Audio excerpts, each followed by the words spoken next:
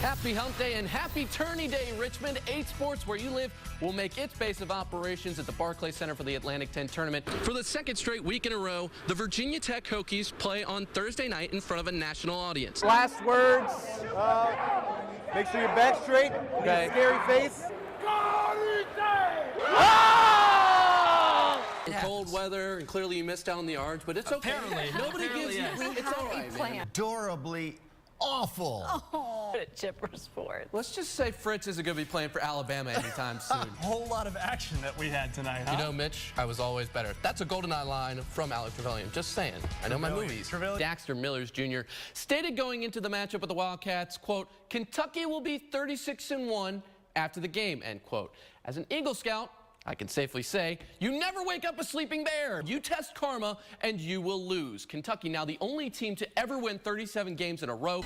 Your case of the Mondays is almost over. Let's end it with 8 Sports, starting with NIT action in Norfolk. Old Dominion hosting Illinois State. Second round of the NIT. Monarchs looking to reach their third ever quarterfinal. The only minute that matters. 60-0. Aaron Cody spinning and dishing to Javante Douglas for the slam-in 2-point lead. Under 40. Paris Lee from the quarter. Thank you very much. I'll take that 1-point lead right back. 3 seconds left. Ambrose Mosley, after hitting 4 threes to save their season against Charleston Southern, misses the free throw. Only 5 points on the night for Mosley, so the Redbirds, one last chance. It's a heave, and it's tipped away. The Monarchs advance to the school's third NIT quarterfinal. Take a pick. That's history. 50-49 in Norfolk. Wahoo faithful, you're probably at home still trying to process being out of the tournament so early, wondering, will Virginia ever be able to make that dream run? Let me give you reason to believe Tony Bennett is the guy to do it. He's been named Coach of the Year by the United States Basketball Writers Association. He is also a finalist for the Naismith Coach of the Year Award, which will be announced during the Final Four on April 4th. He won the USBWA Coach of the Year Award in 2007 as Washington State's head coach, the only other person to win this multiple years on different teams. Roy Williams with Kansas in 1990 and North Carolina in 2006. He got a championship in 2005. So rest easy, Cavs. Bennett is the best chance to get the big one. To the NFL, where league meetings have begun this week, coaches and owners, as well as NFL Commissioner Roger Goodell in Phoenix, to discuss 23 possible rule changes to the upcoming season. Some proposed changes include reviewing every type of play, how to rule an incompletion, or the definition of the catch. The Washington Redskins submitted the most changes, 4, including having the 75-man cut down during camp eliminated and getting a third coach's challenge if the first 2 are successful. The Richmond lacrosse team set a scoring record against VMI 2 weeks ago, scoring 20 goals. That's a big milestone. Where that stands for most goals in a game in NCAA history, well, they're 18 short. The most was scored by UVA in 1996 against VMI, who scored 38. Doubt they'll get that many anytime soon. Hosting New Jersey Institute of Technology. Watch the tracker as I read off these names. J.P. Forrester, Dan Genestro, Eric Hall, Anthony Ferrano, Jack Worstel, Nate Volpert, John Magnuson, Austin Cunningham, Austin Brown, all scored a goal. Tracker check. We're at 5, and this is just the first quarter. The math will add up. Three's Company grabbed a hat trick for Richmond. Mickey Hoffmeister had 4, Brad Burnham and Alex Hayden with 3. We have now entered the fourth quarter. Vinny Calapinto to Joe Magnuson. 20 goals ties the school record. 1 more to break it. Austin Brown slinging it. 21 goals to 3. Yeah, Richmond wins big for 8 Sports. I'm Chip Brierre. Lottery is now. Tony Bennett began his coaching career at Wisconsin as an assistant head coach. He then moved to Washington State and would become the head coach. Now he's leading the Cavaliers to their back-to-back NCAA tournament appearances. But could you believe he once played professional basketball? And guess where? Here in Queen City. He played from 1992 to 1995 as a part of the new Charlotte Hornets organization. It's 3 years he cherishes dearly. I have such fond memories of those 3 years when we got to the playoffs and I was Alonzo hitting that shot against the Celtics.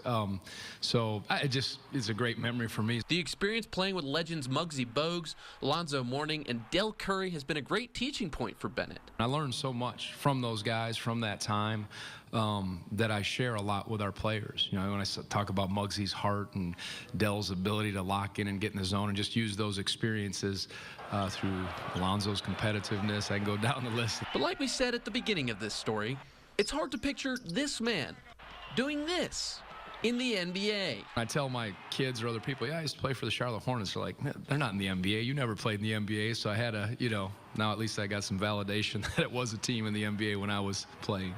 It's been 2 decades of time and space between Time Warner Cable Arena and Tony Bennett. Somehow, destiny has pitted these two together one more time. And if he can create the Buzz City magic once again, the Cavaliers should be able to defeat the Bruins and advance to the round of 32 while not looking back. The Peppa's latest addition to their repertoire, the Haka chant, is a new staple. It's used to inspire your troops as well as to intimidate the opposing forces. A war cry of the Maori culture in New Zealand, Ryan Kapachi saw the All Blacks rugby team of New Zealand do it and felt inspired. To be something spiritual and cultural like that, it's very admirable. Thought that we could hopefully do it some justice and make it awesome. Something that I think the band and as well as the crowd really appreciates, and they really get into it. To fully understand performing the Haka, I asked Kyan to teach me. Everybody else will say, "Ha!" like a big yell, okay? It wasn't a natural, but after a few tries, I got the hang of it.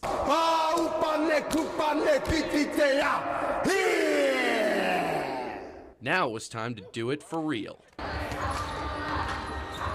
Any last words? Make sure your back's straight. Okay. Big scary face. Big scary face. Big scary face. All right, here we go.